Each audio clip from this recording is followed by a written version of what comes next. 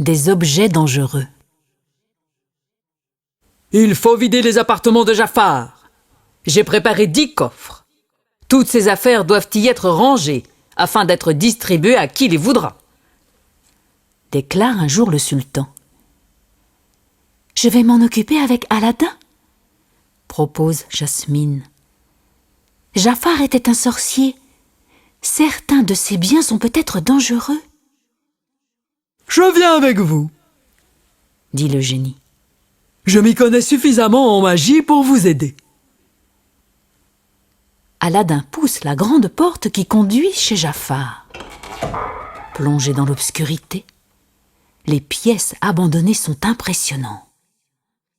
De nombreux objets mystérieux luisent sur les meubles et, dans un coin, filtres et fioles paraissent rayonner de malignité. Attention à ceci, indique le génie. là, sur cette étagère. Cette boule de cristal permet de voir ce que font les gens qui vous intéressent. On peut aussi y lire l'avenir. Mettons-la dans le premier coffre, suggère Aladdin. On y enfermera ce qui doit être préservé des curieux et qui pourra, un jour, nous être utile. Tenez, voilà un poignard magique.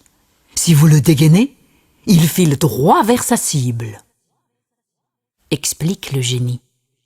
et cette canne peut faire jaillir de l'eau dans un désert.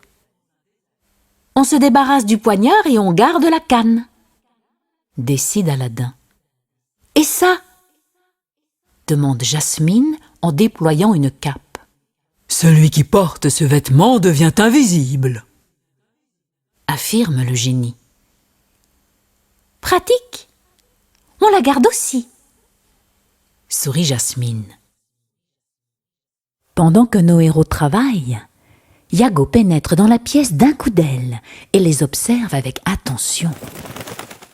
Aladdin s'est approché de la table surchargée de filtres. Tous sont étiquetés, sauf un.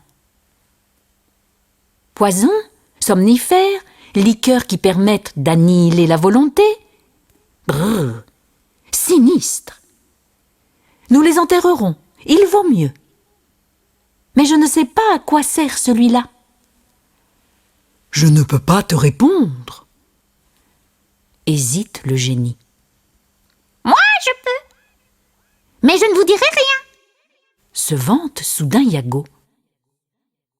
Je vois qui je vais mettre dans cette belle cage. Ruse alors Jasmine. Non! S'insurge Iago, affolé.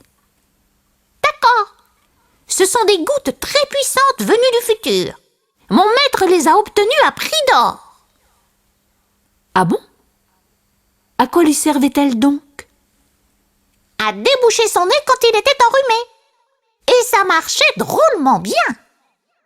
Ah, magie, quand tu nous tiens. Soupire le génie avant d'éclater de rire.